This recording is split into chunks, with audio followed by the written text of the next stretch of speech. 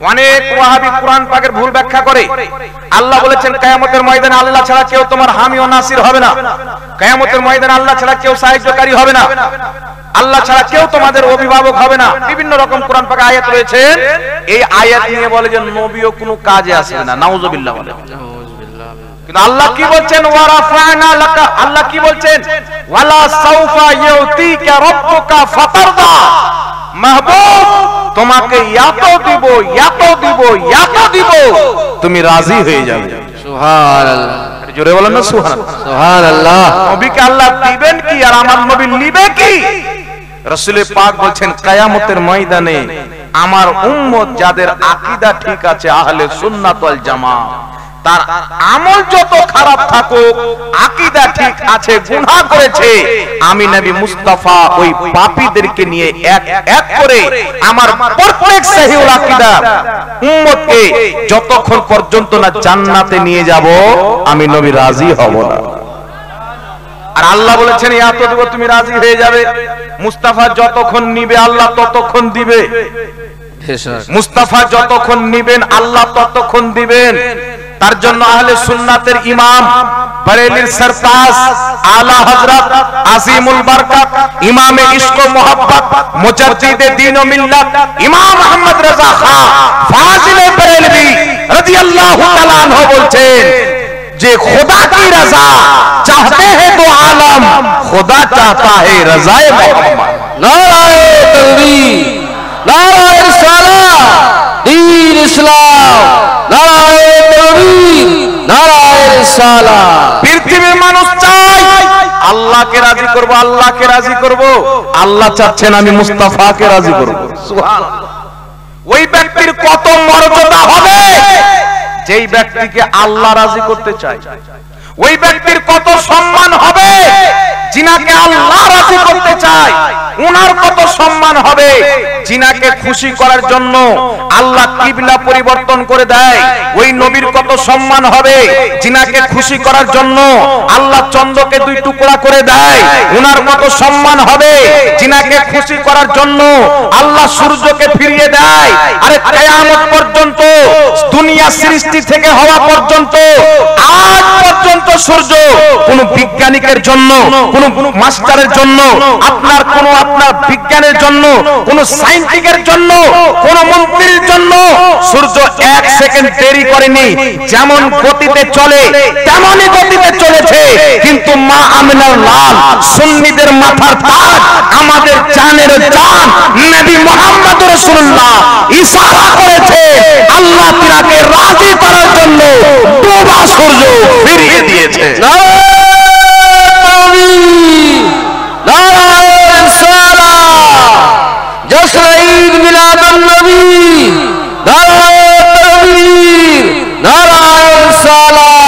আজ পর্যন্ত আকাশের চাঁদ কোন ব্যক্তির জন্য এদিক ওদিক হয়নি, কিন্তু মা আমিনার লাল, আমাদের জানের জান নবী মুস্তাফা ইশারা করেছেন আল্লাহ চাঁদকে দুই টুকরা করে পৃথিবীকে শিখিয়ে দিয়েছেন এই পৃথিবীর মানুষ, তোমরা যদি আমি আল্লাহকে খুশি করতে চাও, সারা জীবনে যেন মুস্তাফা বেজার না হয়।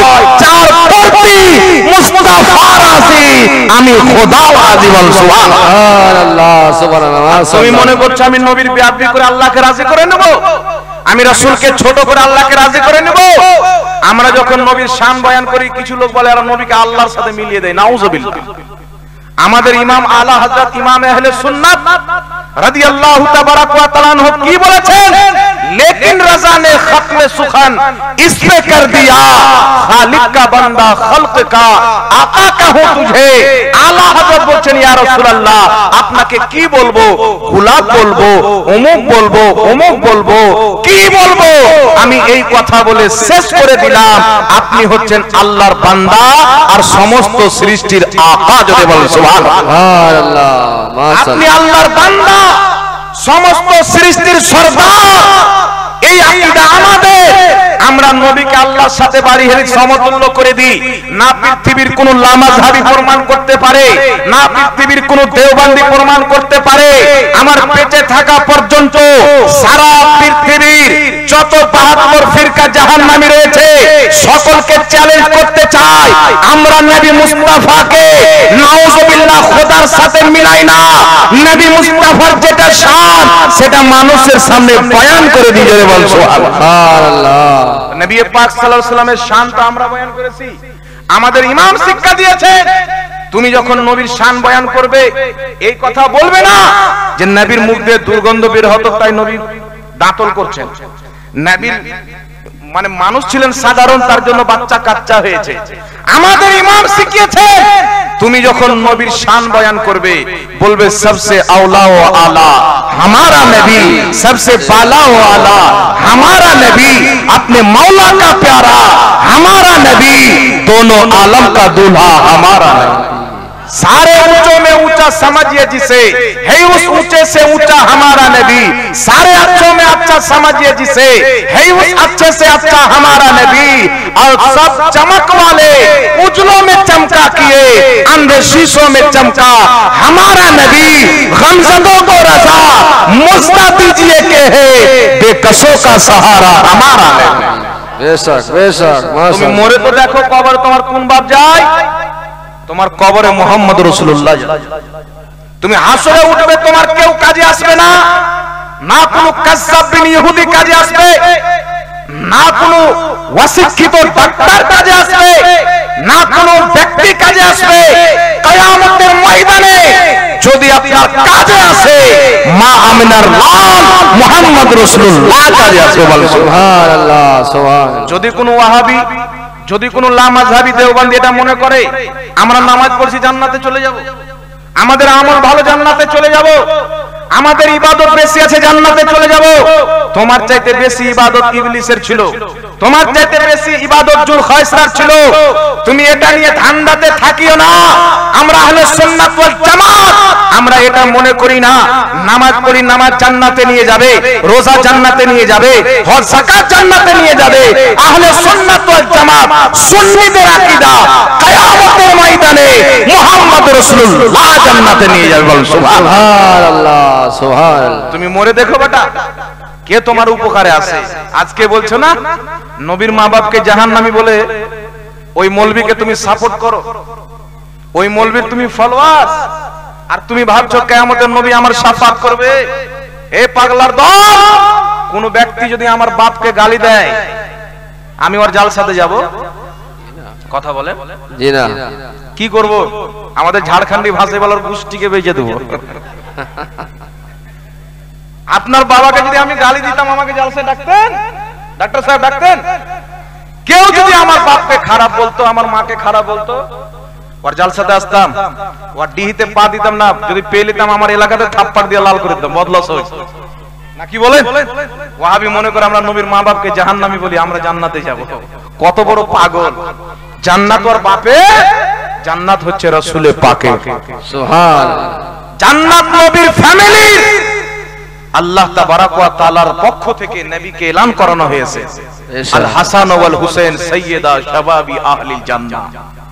হাসান ও হুসাইন জান্নাতি যুবকদের সরদার, জান্নাতি মহিলাদের সরদার ফাতেমাতুজ জাহরা। আর ফাতেমার বাপের মাকে তুমি জাহান্নামী বলবে, ফাতেমার বাবার মাকে জাহান্নামী বলবে, আর তোমাকে হাসান হুসাইন জান্নাতে পরিবেশ করতে দিবে, আল্লাহ তোমাকে জান্নাত দিবে। এই ধুনটা তোমাকে বাদ দিতে হবে।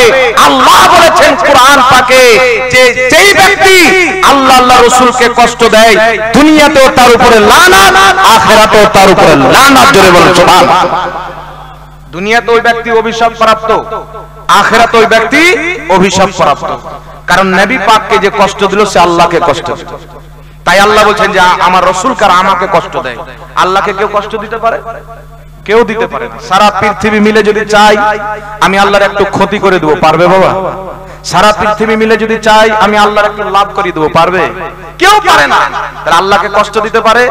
তাহলে আল্লাহ কোরআনে বলছেন যে আমাকে কষ্ট দেয়, তাহলে আল্লাহ কি ভুল বলতে পারে না? কেন আল্লাহ বললেন? আল্লাহ বলছেন যে আমার মেহবুবকে কষ্ট দেয়, ও আমাকে কষ্ট দেয়।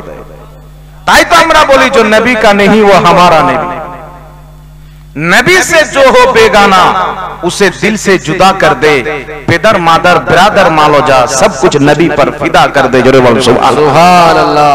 তাই যত নবী পাক সাল্লাল্লাহু আলাইহি সাল্লামের তাওহীদ বেয়াদবি দেখবেন সব লামাযহাবী দলে, দেওবন্দি দলে। বেরেলভিদের একটা মৌলবী দেখান যে রাসূলুল্লাহর তাওহীদ করেছেন, কেউ পারবে বাবা? কেউ দেখাতে পারবে? আছে কোনো মায়ের লাল? কিয়ামত আসতে পারে কেউ দেখাতে পারে না। আমরা যতদূর সম্ভব আমাদের রাসূলের গুণগান করি, কারণ যে যাকে মোহাব্বত করে ওর বুরাই বের করে না, ওর গুণগান করে। আপনার সাথে আমার যদি মোহাব্বত হয়ে যায়, কালকে কেউ যদি জাহাঙ্গীর মৌলভীকে গালি দেয়, আপনি আমাকে ভালোবাসেন, আপনি তার প্রতিবাদ করবেন, কেন গালি দিচ্ছ, ঠিকই তো বলছি। কিন্তু আপনার যদি আমার প্রতি ঘৃণা থাকে, বাবা আমি যদি বলি আল্লাহ এক, এই কথাও তোমাকে খারাপ লাগবে, কারণ দিল লাগি দीवार से तो परी का चीज है। मोहब्बत মানুষকে অন্ধ করে দেয়, मोहब्बत মানুষকে বহিরা করে দেয়। একজন মাহবুব, একজন মহিব ব্যক্তি, একজন আশিক নিজের মাশুকের বুরাই শুনতে পারে না, দেখতে পারে না। আপনার যদি আমার প্রতি মোহাব্বত হয়ে যায়, আমার হাতের যদি একটা আঙুল না থাকে তবু আমার হাত আপনাকে ভালো লাগবে। আপনার যদি আমার প্রতি ভালোবাসা হয়, আমার রংটা যদি কালো থাকে তবু আপনাকে ভালো লাগবে, আমার চেহারাতে যদি ঘা থাকে আপনাকে ভালো লাগবে। আর আপনার আমার প্রতি যদি মোহাব্বত না থাকে, দুশমনি থাকে, আমার চেহারাতে চাঁদের মতো নূর যদি চমকায় তবু আপনি বলবেন খারাপ লাগছে, ঠিক না বেটা? জি। মোহাব্বত তো আমরা নবীকে মোহাব্বত করে ফেলেছি, তাই না আমরা নবীর কিয়াম ছাড়া থাকতে পারি না, আমরা নবীর মিলাদ ছাড়া থাকতে পারি। আমরা নবীকে মোহাব্বত করি, যখন যেইভাবে সুযোগ পাই নবীর সম্মান করি। জোরে বলে সুবহানাল্লাহ। সুবহানাল্লাহ। এবার আপনার সামনে বলতে চাই বাবা, একজন ব্যক্তিকে যদি কেউ কাফির বলে, ওই ব্যক্তি যদি কাফির না থাকে, বলনেওয়ালা নিজেই কাফির হয়ে যাবে। এখন আপনাকে বলতে চাই শুনেন, কিছু লোক আমাদের উপরে শিরকের ফতোয়া দিয়ে রেখেছে, দেখেছি কি রাখিনি বাবা? যে সুন্নি বাড়িলেরা শিরক করে, পীর পূজা করে, বলে কি বল না? একজনকে আমি বললাম কারা পীর পূজা করে, তো একটা ফটো পাঠালো, তো ফটোটা আমি ঢুঁড়তে আরম্ভ করলাম, তো পাঞ্জাবের একটা পীর বের হলো, যে পীরের দরবারে কোনো মুসলমান যায় না। কারা যায়? এই বাউল টাইপের কিছু লোক আছে না, এই বাউল টাউলরা যায় যারা গান বাজনাকে পছন্দ করে। আর ওখানকার আশপাশের আমাদের সুন্নি জামাতের যত মৌলবি আছে তার দরবারে যাওয়াকে হারাম বলে ফতোয়া দিয়েছে। তো আমাদের মৌলবি ওর দরবারে যাওয়াকে হারাম বলে ফতোয়া দিয়েছেন, আর ওর ফটো চিপকে আমাদেরকে বলছে পীর পূজারি। কথা বুঝছেন বাবা? আরেকটা কথা আপনাকে বলে দিই, এই মাসলাটাও জেনে থাকবেন। আপনার ফ্যামিলিতে 4 জন লোক আছেন, 4 ভাই আছেন, কথা বলবেন না বাবা। আপনারা 4 ভাই আছেন, যদি আপনাদের 4 ভাইয়ের মধ্যে কোনো এক ভাই কুফরি করে, তাহলে কি 4 ভাইকে কাফির বলা যাবে? আর জোরে বলতে হবে বাবা, আমার কথা বুঝতে পারছেন? আপনাদের 4 ভাইয়ের মধ্যে যদি এক ভাই চুরি করে, তাহলে 4 জনকে চোর বলা যাবে না, একজনকে চোর বলতে হবে। একজন যদি কুফরি করে, একজনকে কাফির বলতে হবে। যদি ওই ব্যক্তির কুফরির জন্য 4 ভাইকে কেউ কাফির বলে, 3 জন মুসলমানকে কাফির বলার কারণে ওই মৌলবি নিজেই কাফির হয়ে যাবে। তো কোন গাঁজাখোর ব্যক্তি, কোন মূর্খ ব্যক্তি যার শরীয়ত সম্পর্কে জ্ঞান নাই, ওই ব্যক্তি যদি আল্লাহওয়ালার দরবারে গিয়ে মাজারে সেজদা করে দেয়, তাহলে তার কারণে যদি সুন্নিদের সবাইকে মাজার পূজারী বলে, মুশরিক বলে, যে বলবে ওই ব্যক্তি নিজেই কাফির হয়ে যাবে। কথা বুঝতে পারছেন কি পারেন না বাবা? তো কেউ যখন কোন এমন ব্যক্তিকে পূজারী বলবে যার থেকে কোনোদিন পূজা প্রমাণিত নয়, কোন এমন ব্যক্তিকে কাফির বলবে যার থেকে কুফরি প্রমাণিত নয়, সেই ব্যক্তি তাদেরকে কাফির বলবে, বলনেওয়ালা নিজেই কাফির হবে। এটা মিশকাত শরীফ আমার নবী মুস্তাফার হাদিস। জোরে বল সুবহানাল্লাহ। সুবহানাল্লাহ। ইদানিং একটা কাজ্জাবিন ইহুদির বেটা আছে, আপনারা দেখে হবেন, বলছে আবু জেহেল আমাদের মতন মুসলমান ছিল। নাউজুবিল্লাহ বলবেন না? বলছে আবু লাহাব, আবু জেহেল, এরাকে আপনারা কাফের বলছেন, তাই এরা আমাদের মতন মুসলমান ছিলেন। এতদিন পর আমাদের মাসআলা ক্লিয়ার হলো বাবা। আমরা তো ইহুদিদের তৈরি করা মুসলমান বলতাম এদেরকে, কিন্তু এ ক্লিয়ার করে দিল যে যেমন মুসলমান আবু জেহেল ছিল, তেমন মুসলমান আহলে হাদিস। ওদের মৌলবি বলেছে, ভাই আমি বলি না। এখন আমাকে গালি দিবে জাহাঙ্গীর মৌলবি গুটকাখোর, আমাকে গালি দিবে, অথচ আমি গুটকা খাই না। তো ওয়াহাবির অভ্যাস হলো এটা মিথ্যা বলা, মিথ্যা না বললে ওয়াহাবি হবে না। আহলে হাদিস বলার জন্য মিথ্যা বলা হলো প্রথম শর্ত। কথা বুঝতে পারছেন কি পারেন না? আর মিথ্যা বলাকে আর ইবাদত মনে করে, কুরআন হাদিস না। তো এখন আপনাকে বলতে চাই, সে বলছে আবু লাহাব, আবু জেহেল এরা আমাদের মতন মুসলমান ছিল। তা আমি ভাবলাম বাহ, এতদিন তো আমরা ইহুদির মতন মুসলমান বলতাম, তো আবু জেহেল আবু লাহাব তো ইহুদির চাইতেও ডেঞ্জার ছিল, তো এরা তো ইহুদিদের তৈরি করা চাইতে খারাপ মুসলমান। তাহলে মাসলা ক্লিয়ার হয়ে গেল। আহলে হাদিস যদি বলে আমরা মুসলমান, আপনি বিশ্বাস করবেন, তবে আবু জেহেলের মতো মুসলমান মনে করবেন। এবার আপনাকে বলতে চাই, আবু জেহেল আবু লাহাবের মতো মুসলমান জান্নাতি না জাহান্নামী? কথা বলেন। আবু জেহেল জান্নাতি না জাহান্নামী? আবু লাহাব জান্নাতি না জাহান্নামী? তাহলে আবু জেহেল আবু লাহাব যদি জাহান্নামী হয়, তার মতন যারা মুসলমান আহলে হাদিস তারা জান্নাতি হবে না জাহান্নামী হবে? ক্লিয়ার মাসলা ভাই, তোমাদের মৌলবি ক্লিয়ার করে দিল। আমাকে গালি দিয়ে লাভ নাই, আব্দুর রাজ্জাকের বেটাকে গিয়ে ধরো, ওকে গিয়ে বলো যে এই কথা কেন বলেছো। তো আমি যেটা আপনাকে বলতে চাচ্ছিলাম বাবা, আমাদের আহলে সুন্নাত ওয়াল জামাতের আকীদা আল্লাহ নিরাকার, এটাই 1450 বছর পূর্বের মুসলমানের আকীদা। তাই আজ পর্যন্ত কোন আকীদার ইমাম আল্লাহর ব্যাপারে এই কথা লেখেননি যে আল্লাহর দেহ আছে, আল্লাহর আকার আছে। সমস্ত আকীদার ইমাম যারা আল্লাহর আকার আকৃতির ব্যাপারে কলম তুলেছেন, তিনারা বলছেন আল্লাহ আকার আকৃতি থেকে পাক, রং থেকে পাক, আল্লাহ মাংস গোশত থেকে পাক, আল্লাহ নিরাকার। একটু জোরে বলতে হবে সুবহানাল্লাহ। আল্লাহ যদি নিরাকার হয়, রাসূল কেমন করে দেখলেন? আল্লাহ যদি নিরাকার হয়, জান্নাতীরা জান্নাতে কেমন করে দেখবে? একটি কথা মনে রাখবেন, ইমাম বাইহাকী রাহমাতুল্লাহ আলাইহি নিজের কিতাবের মধ্যে লিখছে, আল্লাহর জন্য কেমন শব্দটি ব্যবহার করেই প্রযোজ্য নয়। কেমন শব্দ কার জন্য ব্যবহার হয়? যার উদাহরণ থাকে, উপমা থাকে, তুলনা থাকে, মিসাল থাকে। মহান রব্বুল আলামিনের কোনো তুলনা নাই।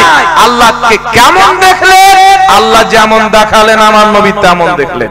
সুবহানাল্লাহ। আরে জোরে বলেন না সুবহানাল্লাহ। আল্লাহ যেমন দেখাচ্ছেন আমার নবী তেমন দেখেছেন।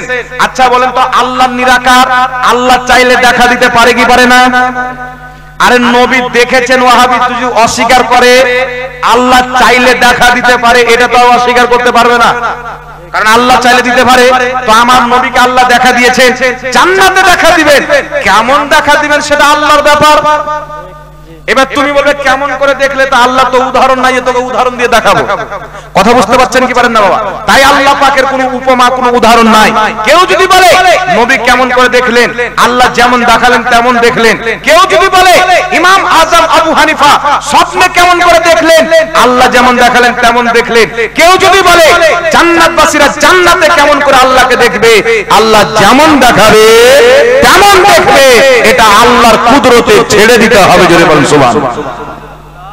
লামাযাবি আরেকটি দলিল পেশ করে, আল্লাহ বলেন আমি আদমকে নিজের সূরাতে তৈরি করলাম। হাদিসের শব্দ কি? আল্লাহ বলেন আমি আদমকে নিজের সূরাতে তৈরি করলাম। এর মানে আল্লাহর সূরাত আছে, মানে তারা বলতে চাই আল্লাহ আল্লাহর সূরাতে আদমকে বানালেন। জোরে বলেন নাউজুবিল্লাহ। আর একটু জোরে বলতে হবে নাউজুবিল্লাহ। কত বড় ভয়ানক কুফরিয়া শিরকি আকীদা লামাযাবির। আচ্ছা বলেন তো, আল্লাহ যদি নিজের সূরাতে নিজের মতো করে আদমকে বানাতো, তাহলে আদম আল্লাহর সূরাত আদমের সূরাত এক হতো কি হতো না? তাহলে কেউ যদি আদমের সূরাতকে আল্লাহর সূরাতের সাথে তুলনা করে, মুসলমান হবে না কাফির হবে? পাক্কা মুশরিক হবে। হাদিস কি? আদমকে আল্লাহ আদমের সূরাতে তৈরি করলেন, এর মানে কি হচ্ছে? আদমকে নিজের সূরাতে তৈরি করলেন, মানে আদমকে আদমেরই সূরাতে তৈরি করলেন। জোরে বলেন সুবহানাল্লাহ। আরেকটা দলিল পেশ করে একজন মহিলা আসছেন, রাসূল বলছেন বলো তো আল্লাহ কোথায়? ওই মহিলা আকাশের দিকে আঙ্গুল করলেন। তো ওয়াহাবিরা বলছে আল্লাহ আকাশে থাকে, কিন্তু আল্লাহ জায়গা থেকে পাক। একটা কথা মনে রাখবেন, কেউ যদি বলে আল্লাহ আসমান হচ্ছে আল্লাহর জায়গা, বা আরশে আল্লাহ বসে আছে, বা আল্লাহর জন্য কোন জায়গা নির্ধারিত করে, ওই ব্যক্তি কাফির ও মুরতাদ হয়ে যাবে। কারণ ইসলামের আকীদা হলো, শারা কায়দা নাসাবির মধ্যে লেখা আছে লা ইয়াতামাক্কানু ফি মাকান, আল্লাহর জন্য কোন জায়গা নাই, আল্লাহ জায়গা থেকে পাক এবং পবিত্র। জোরে বল সুবহানাল্লাহ। এখন বলেন তো বাবা, জায়গাটা সৃষ্টি কি সৃষ্টি নয়? কথা বলে, জায়গাটা সৃষ্টি কি সৃষ্টি নয়? তো আমার আল্লাহ জায়গা সৃষ্টি করেছেন, এক সময় ছিল যখন আল্লাহ ছাড়া কিছুই ছিল না, জায়গা ছিল না, তখন আল্লাহ ছিল কি ছিল না? তো জায়গা হচ্ছে সৃষ্টি, আরশ সৃষ্টি, কাবা ঘর সৃষ্টি, আসমান সৃষ্টি। আল্লাহ হচ্ছেন সৃষ্টির ঊর্ধ্বে, কোন সৃষ্টি আল্লাহকে বিস্ফোরণ করতে পারে না। তাই আকীদা রাখতে হবে আরশে আল্লাহ ইস্তেওয়া করেছেন, যেমন তার শানের যোগ্য, কিন্তু আরশ আল্লাহর জায়গা নয়, আসমান আল্লাহর জায়গা নয়। তার জন্য আল্লাহকে উপরওয়ালা বলা যাবে না। আল্লাহকে কি বলতে হবে? আল্লাহকে আল্লাহ বলতে হবে এবং আল্লাহর নামগুলি বলতে হবে। জোরে বল সুবহানাল্লাহ। আর এদের আকীদা আল্লাহ আসমানে থাকে। তাই একটা গাজাল দেখবেন, আজ তুমি আসমানে থাকো প্রভু, আমরা থাকি জমিনে। এরকম গাজাল আছে না? নাই? এই গাজাল শুনবেন না, এটা কেউ বিশ্বাস করলে ঈমান থাকবে না। কেউ যদি আল্লাহকে আসমানে মানে, এটা হিন্দুদের আকীদা। তারা বলে ভগবান আসমানে থাকে আর আমরা তার ভক্ত জমিনে থাকি। কথা বুঝছেন? আপনি বলুন আল্লাহ কোথায় আছেন? আল্লাহ সবার ঊর্ধ্বে, আল্লাহ সবচাইতে বড়। কোথায় আছেন? আল্লাহ দুনিয়া সৃষ্টির পূর্বে যেমন ছিল এখনো তেমন আছে, ভবিষ্যতে তেমনই থাকবে। আল্লাহ কোনদিন পরিবর্তন হতে পারে? আল্লাহ জায়গা চেঞ্জ করে? আল্লাহর জন্য কোনো জায়গা নির্ধারিত আছে? আল্লাহ তাবারাক ওয়া তাআলার জন্য ঘুমও নাই, ঢুলনও নাই, আল্লাহ তাআলার জন্য কোনো অপবিত্র জিনিসও নাই। জোরে বলুন সুবহানাল্লাহ। তাই আকীদা শুদ্ধ করে রাখতে হবে। আল্লাহর দেহ মানা, আল্লাহর শরীর মানা, এটা বিদাতি আকীদা, এটা কুফরি আকীদা। তাই আমাদেরকে আকীদা রাখতে হবে আল্লাহ নিরাকার। এটাই হচ্ছে ইসলামের আকীদা। যেটা ইসলামের আকীদা ওটাই হচ্ছে আহলে সুন্নাতুল জামাতের আকীদা। আর সুন্নি জামাতটাই হলো আল্লাহ এবং রাসূলের দেওয়া ইসলাম। একটু জোরে বলতে হবে সুবহানাল্লাহ। আর একটু জোরে বলেন না সুবহানাল্লাহ। তাই বিরাদর ইসলাম আপনাকে বলতে চাই, আজ ইসলামের মধ্যে 72টি ফিরকা, 73টি ফিরকা হবে। এটা কে বলেছেন বাবা? আমি বলছি না, আমাদের নবী বলেছেন। ইসলামের মধ্যে 73টি ফিরকা হবে, 72টি জাহান্নামে যাবে, একটি জান্নাতে যাবে। নবী বলছেন মা আনা আলিহি ওয়া আসহাবি, যে আমার সাহাবীর তরিকাতে চলবে তারাই হবে জান্নাতি। জোরে বলতে হবে সুবহানাল্লাহ। তো আমাদের মধ্যে, দেওবন্দীদের মধ্যে, হাত ঝাড়ুয়াদের মধ্যে তফাৎ হলো আমাদের আকীদা নবীর ওসিলা জায়েজ, তাদের আকীদা নবীর ওসিলা শিরক। আমাদের আকীদা আল্লাহ নিরাকার, তাদের আকীদা আল্লাহর আকার দেহ আছে। আমাদের আকীদা হলো নবী শাফাআত করবেন, তাদের আকীদা হলো নবী কোনো কাজে আসবে না। আমাদের আকীদা হলো কদম বসির নবী সাহাবী করিয়েছেন জায়েজ, তাদের আকীদা হলো শিরক। আমাদের আকীদা হলো বুজুর্গদের হাতকে চুমুন দেওয়া মুস্তাহাব সওয়াবের কাজ, তাদের আকীদা হলো শিরক। তো বুঝা গেল আমাদের আকীদা নবী এবং সাহাবীর আকীদা, তাদের আকীদা বানানো আকীদা। আর নবী বলছেন 73 ফিরকার মধ্যে 72টি জাহান্নামী, একটি জান্নাতি। মা আনা আলাইহি ওয়া আসহাবি, যে আমার তরিকাতে চলবে, আমার সাহাবীর তরিকাতে চলবে, তারাই হবে জান্নাতি। জোরে বলুন সুবহানাল্লাহ। তাহলে আমরা কি সাহাবার তরিকা ছাড়তে পারি বাবা? আর জোরে বলতে হবে। তাই একটি কথা মনে রাখবেন, অনুরূপ ভাবে আমাদের আর দেওবন্দীদের মধ্যে তফাৎ, কিছু আকীদার তফাৎ। দেওবন্দ মাদ্রাসার প্রতিষ্ঠাতা কাসিম নানওতাবি নিজের কিতাব তাহজিরুন নাসের মধ্যে লিখতেছেন, কি লিখছেন? বিল ফরজ अगर बादे ज़मानाए नबवी कोई नया नबी पैदा हो फिर भी खातिमियत मुहम्मदी में कुछ फर्क नहीं आएगा। बोले नाउजुबिल्लाह। এর আগে আপনাকে বলেছি আমি, যদি কোনো ব্যক্তি বলে আমি নবীকে শেষ নবী মানি, আর আকীদা যদি এটা রাখে যে আমাদের নবীর পরে যদি কোনো নবী জন্ম নিয়ে নেয় তবু আমাদের নবীর শেষ নবী হওয়াতে কোনো ব্যাঘাত ঘটবে না, তাহলে ওই ব্যক্তি মুসলমান থাকবে বাবা? একটু জোরে বলেন, আমার কথা মনে হয় বুঝতে পারলেন না। যদি কোনো ব্যক্তি বলে আমি নবীকে শেষ নবী মানি, তবে আমাদের নবীর পরেও যদি নতুন নবী জন্ম নিয়ে নেয় তবু আমাদের নবীর শেষ নবী হওয়াতে ব্যাঘাত ঘটবে না, আমাদের নবীর পরে নতুন নবী জন্ম নিয়ে নেয়, এটাই তো কুফরি আকীদা, লিতেই তো পারে না। তাই দারুল উলুম দেওবন্দের প্রতিষ্ঠাতা কাসিম নানওতাবি এখানে জঘন্যতম একটি কুফরি করেছেন, যার কারণে উলামায়ে আহলে সুন্নাত তিনাকে কাফির বলে মানেন। দ্বিতীয় নাম্বার চলে আসে রশিদ আহমদ গাঙ্গুহি, তাবলীগী জামাত, নাম শুনেছেন বাবা? একটু জোরে বলেন, নাম শুনেছেন? তাবলীগী জামাতের প্রতিষ্ঠাতা কে? ইলিয়াস কান্ধেওয়ালি। কে? ইলিয়াস কান্ধেওয়ালি সাহেব। ইলিয়াস কান্ধেওয়ালি সাহেবের উস্তাদ, তিনার পীর ও মুর্শিদ, দেওবন্দি জামাতের প্রতিষ্ঠাতা আপনার রশিদ আহমদ গাঙ্গোহী নিজের কিতাব ফাতাওয়া রশিদিয়ার মধ্যে লিখতেছেন আল্লাহ মিথ্যা বলতে পারে। নাউজুবিল্লাহ। এখানে একটা আকীদা জানার আছে বাবা। আকীদা হচ্ছে সে বলেছে আল্লাহ মিথ্যা বলতে পারে, তার দলিল কি? ওয়া হুয়া আলা কুল্লি শাইইন কাদির। আল্লাহ প্রত্যেক জিনিস করতে পারে। আমরা যদি বলি আল্লাহ মিথ্যা বলতে পারে না, তাহলে আল্লাহর কুদরতে কমতি হবে? নাউজুবিল্লাহ। জোরে বলেন, কমতি হবে? হবে না। কেন হবে না? ওয়া হুয়া আলা কুল্লি শাইইন কাদির। আকীদাতুত তাহাবী সহ অনেক কিতাবের মধ্যে লেখা আছে, এর অর্থ হচ্ছে আল্লাহ প্রত্যেক সম্ভব জিনিস করতে পারে, অসম্ভব জিনিস আল্লাহ করতে পারে না। কেমন পারে না? আল্লাহ নিজের মতন কোন আল্লাহ বানাতে পারে না। কথা বুঝতে আসছে গেছে না? আল্লাহ মিথ্যা বলতে পারে না, আল্লাহ জিনা করতে পারে না, আল্লাহ বাচ্চা জন্ম দিতে পারে না, আল্লাহকে কেউ জন্ম দিতে পারে না, আল্লাহ পাক জুলুম করতে পারে না, মহান রব্বুল আলামিন নোংরা কাজ করতে পারে না। এই সমস্ত কাজ আল্লাহর কুদরতের বাইরে, শয়তানের কাজ। কথা বুঝছেন? তো আপনাকে দলিল দিবে আল্লাহ সব করতে পারে। যদি আমরা বলি আল্লাহ মিথ্যা বলতে পারে না, তাহলে আল্লাহর কুদরতে কমতি হয়ে গেল। আপনি বলবেন না, আল্লাহর কুদরতে মিথ্যা নাই, আল্লাহ মিথ্যা বলতে পারে না। কারণ মিথ্যা বলা হচ্ছে আইব, মিথ্যা বলা হচ্ছে ত্রুটি, মিথ্যা বলা হচ্ছে খোট। আল্লাহ প্রত্যেক আইব ত্রুটি খোট থেকে পাক এবং পবিত্র। জোরে বলতে হবে সুবহানাল্লাহ। সুতরাং কোন ব্যক্তি যদি বলে আল্লাহ মিথ্যা বলতে পারে, ওই ব্যক্তি কাফির হয়ে যাবে। অনুরূপভাবে রশিদ আহমদ গাঙ্গোহী বলেছে আল্লাহ মিথ্যা বলতে পারে, শরীয়তের দৃষ্টিতে ওই ব্যক্তি কুফরি করে কাফির হয়েছে। তাই ইসলামের আকীদা হলো কাফিরকে কাফির বলো, মুসলমানকে মুসলমান বলো। জোরে বলো সুবহানাল্লাহ। আমরা এটা বলি কি বলি না বাবা? একটু জোরে বলে। কুরআন পাকে সূরা কাফিরুন আছে, কুরআন পাকে সূরা মুমিনুন আছে। কুরআনই নিজে মুমিনকে মুমিন, কাফিরকে কাফির বলেছেন। তাই আমরা আহলে সুন্নাত ওয়াল জামাতের ওটাই আকীদা, যেটা হচ্ছে আল্লাহর দেওয়া কুরআনের আকীদা। একটু জোরে বলতে হবে সুবহানাল্লাহ। এবার আপনারা বলেন তো বাবা, নবীর জ্ঞান বেশি না শয়তানের জ্ঞান বেশি? একটু কথা বলে।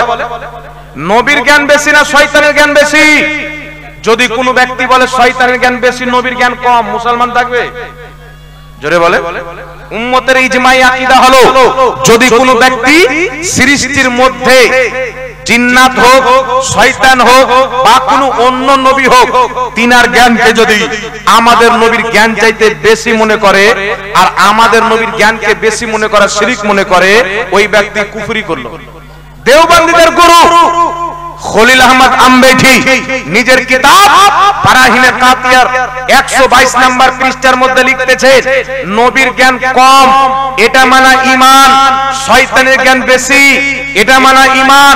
কেউ যদি শয়তানের জ্ঞানকে কম মানে, নবীর জ্ঞানকে বেশি মানে, এটা শিরক হবে। বলে নাউজুবিল্লাহ। মানে শয়তানের জ্ঞান বেশি এটা ঈমান, আর নবীর জ্ঞান বেশি এটা মানলে শিরক হবে। আচ্ছা বলেন তো বাবা, শয়তানের জ্ঞান বেশি না নবীর জ্ঞান বেশি? আপনাদের আকীদা কি? আমার নবীর জ্ঞান বেশি। সুতরাং এই শব্দটিকেও উলামা আহলে সুন্নাত কুফরি বলে আখ্যায়িত করেছেন। তারপরে 4 নম্বরে চলে আসেন, আমাদের আকীদা হলো আল্লাহর জানাতে নবী ইলমে গায়ব জানেন। আশরাফ আলী থানভী দেওবন্দীদের মুজাদ্দিদ নিজের কিতাব হিফজুল ঈমানের মধ্যে লিখতেছে নবীকে যতটুকু ইলমে গায়ব আছে, ততটুকু ইলম প্রত্যেক পশুকেও আছে, প্রত্যেক বাচ্চাকেও আছে, প্রত্যেক পাগলকেও আছে, প্রত্যেক জানোয়ারকেও আছে। এখন আপনারা বলেন, কেউ যদি নবীর জ্ঞানকে পশু পাখির সাথে তুলনা করে, বাচ্চার সমতুল্য বলে, জানোয়ারের সমতুল্য বলে, ওই ব্যক্তি মুসলমান হবে না কাফির হবে? কাফির। তাই আশরাফ আলী থানভী, রশিদ আহমদ গাঙ্গোহী, খলিল আহমদ আম্বেঠি, কাসিম নামতারি আল্লাহ এবং তার রাসূলের গুস্তাখি করার কারণে এরা হচ্ছে ইসলাম থেকে খারিজ, কাফির ও মুরতাদ। এদেরকে যারা নিজের পেশোয়া মনে করে চলবে, এদের আকীদাকে জেনে বুঝে যারা দেওবন্দি হয়ে চলবে, এদেরকে নিজের গুরু মনে করবে, তারাও কাফির ও মুরতাদ হয়ে যাবে। তাই আমরা আহলে সুন্নাত ওয়াল জামাত নবীর গুস্তাখকে পছন্দ করি না, আল্লাহর বেয়াদবকে পছন্দ করি না। যারা রাসূলকে মহব্বত করে, আল্লাহকে মহব্বত করে, আমরা আমরা তাদেরকে সুন্নি মনে করি। জোরে বল সুবহানাল্লাহ সুবহানাল্লাহ। আর সুন্নি তাকে বলে যে আল্লাহকে মহব্বত করবে, আল্লাহর রাসূলকে মহব্বত করবে, আল্লাহর ওলিদেরকে মহব্বত করবে। জোরে বল সুবহানাল্লাহ। যাই হোক ব্রাদার ইসলাম, অনেক টাইম হয়ে গেল, কয়েকটি প্রশ্ন এসেছে, উত্তর দিয়ে আমি বক্তব্য শেষ করব। এখানে কিছু প্রশ্ন এসেছেন, কয়েকটা বুঝতে পারছি, কয়েকটা বুঝতে পারি না। ভাই একটু ভালো করে লিখে দেবেন। ঈমান আর শিরকের বিদআতের ব্যাপারে বলেছেন, একটা ছুটেছে বিদআত। বাবা একটি কথা মনে রাখবেন, আমল বিদআত হয় না। কথা বুঝতে পারছেন আমার? বিদআত কাকে বলে? প্রত্যেক নতুন আকীদা, নতুন আকীদাকে বিদআত বলা হয়। কি বলা হয়? নতুন আকীদা। ইমাম ইবনে হাজার আসকালানী বুখারী শরীফের শারহ ফাতহুল বারীর মধ্যে লিখেছেন নতুন আকীদা তৈরি করা বিদআত। ইমাম মুল্লা আলী কারি বলেছেন নতুন আকীদা তৈরি করা বিদআত। ইমাম হালবি রাহমাতুল্লাহ আলাইহি বলেছেন নতুন আকীদা তৈরি করা বিদআত। নতুন আকীদা মানে কি? নবী থেকে 1450 বছর থেকে আজ পর্যন্ত আহলে সুন্নাত ওয়াল জামাতের যে আকীদা, ওই আকীদা বাদ দিয়ে যারা নতুন করে আকীদা তৈরি করবে, প্রত্যেকটি নতুন আকীদা বিদআত। আর এই রকম প্রত্যেকটি বিদআত হবে জাহান্নামী। সুবহানাল্লাহ সুবহানাল্লাহ। কথা আমার বুঝতে পারছেন কি পারেন না বাবা? এখন আপনাকে বলতে চাই আমল কি। আমার নবী বলেছেন, মুসলিম শরীফের হাদিস, রাসূল পাক বলেছেন, মান সান্না ফিল ইসলামি সুন্নাতান হাসানাতান ফালাহু আজরুহা। যেই ব্যক্তি আমার ইসলামের মধ্যে কোন নতুন জিনিস আবিষ্কার করবে, জিনিসটা যদি ভালো হয় আবিষ্কার করার নেকি পাবে। তার প্রতি যত লোক আমল করবে তারাও নেকি পাবে। তাদের সকলের আমল নেকি আবিষ্কার করনেওয়ালা ব্যক্তিকে দেওয়া হবে। জোরে বলুন সুবহানাল্লাহ। তাহলে কি বোঝা গেল? ইসলামের মধ্যে কোন নতুন ভালো জিনিস যদি আবিষ্কার হয়, এটা জায়েজ আছে, এটা বিদআত হবে না। তারপরে রাসূল পাক বলছেন, মান সান্না ফিল ইসলামে সুন্নাতান সাইয়্যাতান কানা আলাইহি বিজরহা। যদি কোনো ব্যক্তি আমার ইসলামের মধ্যে কোনো নতুন খারাপ জিনিস আবিষ্কার করে, তাহলে ওই ব্যক্তি নিজে গুনাহ পাবে, ওর প্রতি যত লোক আমল করবে তারাও গুনাহগার, তাদের সবারই গুনাহ আবিষ্কার করনেওয়ালা ব্যক্তির উপরে চাপাবে। বলুন সুবহানাল্লাহ। তাহলে দুটো জিনিস হলো কি হল না? একটা খারাপ জিনিস, একটা ভালো জিনিস। আচ্ছা বাবা আপনারা বলেন তো, এই রকম জালসা নবীর জামানায় ছিল না, এখন নতুন আবিষ্কার হয়েছে, এটা ভালো জিনিস না খারাপ জিনিস? কথা বলতে হবে। ভালো জিনিস। তাহলে এটাতে নেকি আছে না গুনাহ? এই রকম পাক্কি মসজিদ নবীর জামানাতে ছিল না, এখন আছে না নাই? নেকি না গুনাহ? মসজিদটা ইসলামের মধ্যে না বাইরে? ইসলামের মধ্যে না। আরেকটা চলে আসেন এইভাবে মাদ্রাসার সিস্টেম, জাগির সিস্টেম, হস্টেল সিস্টেম, এইভাবে মাদ্রাসা নবী সাহাবার জামানায় ছিল না, এখন আছে না নাই? জোরে বলতে হবে। বুখারী, মুসলিম, তিরমিজি নবীর হাদিস, এইগুলো কিতাবের নামে ছিল না, এখন আছে না নাই? এই সমস্ত জিনিস ভালো। কথা বুঝতে পারছেন না? তবে নতুন আকীদা যে তৈরি করবে ওই ব্যক্তি জাহান্নামে যাবে। আল্লাহর দেহ আছে, আকীদাটি নতুন, যারা বিশ্বাস করবে জাহান্নামী, বিদআতি। নবীর ওসিলা চলবে না, আকীদাটি নতুন। 1450 বছর থেকে আজ পর্যন্ত প্রত্যেক ইমামদের আকীদা নবীর ওসিলা, নবীর ইন্তিকালের পূর্ব যায়, কিয়ামত পর্যন্ত যায়। জোরে বলুন সুবহানাল্লাহ। এটাই নবীর দেওয়া আকীদা, এটাই সাহাবার দেওয়া আকীদা। সুতরাং যারা উলামায়ে উম্মতের এবং নবী মুস্তাফার এবং সাহাবার আকীদার বিপক্ষে নতুন আকীদা তৈরি করেছে, নবীর ওসিলা চলবে না, এরা হচ্ছে বিদআতি। এই আকীদার কারণে তারা জাহান্নামে যাবে। কথা বুঝতে পারছেন কি পারেন না বাবা? তৃতীয় নাম্বার, তিরমিজি শরীফের মধ্যে হাদিস, আবু দাউদ শরীফের মধ্যে হাদিস, হাকিম আল মুস্তাদরাকের মধ্যে হাদিস। ইমাম তিরমিজি হাদিসটিকে হাসান বলেছেন, ইমাম শোয়েব হাদিসটিকে হাসান বলেছেন, ইমাম হাকিম হাদিসটিকে সহিহ বলেছেন। কি হাদিস? আব্দুল্লাহ ইবনে আমর রাদিয়াল্লাহু তাআলা আনহু নিজের সন্তানের গলায় দোয়া লিখে তাবিজ হিসাবে ঝুলিয়েছেন, তো সাহাবা তাবিজ করেছেন। সহিহ হাদিস দ্বারা প্রমাণিত। লা মাযহাবিদের আকীদা তাবিজ করা শিরক। তাহলে বোঝা গেল তাদের তাবিজ করা শিরক, এটা নতুন আকীদা। তাবিজ করা যায় 1450 বছর পূর্বের সাহাবার আকীদা। নতুন আকীদা যারা বানিয়েছে, কুরআন হাদিসের তাবিজকে যারা শিরক বলে, এরা সব জাহান্নামী, বিদআতি আকীদা। কথা বুঝছেন কি বুঝেন না? সাহাবার আকীদার খেলাফ হওয়ার কারণে এগুলো হচ্ছে বিদআতি। এরকম লা মাযহাবিদের অসংখ্য আকীদা আছে, তাই এরা হচ্ছে নতুন আকীদা পোষণকারী। এরকমই দেওবন্দি, যেমন নবী মরে মাটির সাথে মিশে গেছে। দেওবন্দি আহলে হাদিস দুটোর আকীদা, নবীর সম্মান বড় ভাইয়ের মতো করতে হবে। দেওবন্দি আহলে হাদিস দুইজনের আকীদা। তারপরে নবীর চাইতে শয়তানের জ্ঞান বেশি, আল্লাহ মিথ্যা বলতে পারে। তারপরে আপনার চলে আসেন নবীর চাইতে শয়তানের জ্ঞান বেশি। এইগুলো সব নতুন বিদাতি আকীদা রাখার কারণে দেওবন্দি এবং আহলে হাদিস এরা হচ্ছে বিদাতি, এদের থেকে ঈমান বাঁচানো ফরজ। আর এরা এমন বিদাতি, এদের দলে যারা যাবে তারাও বিদাতি, আর এরা প্রত্যেকই হচ্ছে জাহান্নামী। কথা বুঝতে পারছেন কি করেন না বাবা? তার কারণে এদের বিদাত থেকে বাঁচতে হবে, এদের আকীদাই হলো বিদাত। আল্লাহ বুঝার তৌফিক দান করুন। এখানে একটি প্রশ্ন এসেছেন, পীর না ধরলে নামাজে জোরে কি আছে, নামাজ রোজা হজ যাকাত কিছুই কবুল হবে না, এর সমাধান কিছু বলেন। পীর না ধরলে নামাজ রোজা হজ যাকাত কবুল হবে না, এটা ভুল ধারণা। পীর ধরা ফরজ নয়, ওয়াজিব নয়, সুন্নাতে কাদিমা মুস্তামেরা। যারা ধরবে সওয়াব পাবে, ধরা উচিত। সুন্নাতে আমলগুলো বহুত নেকি পাওয়া যায়।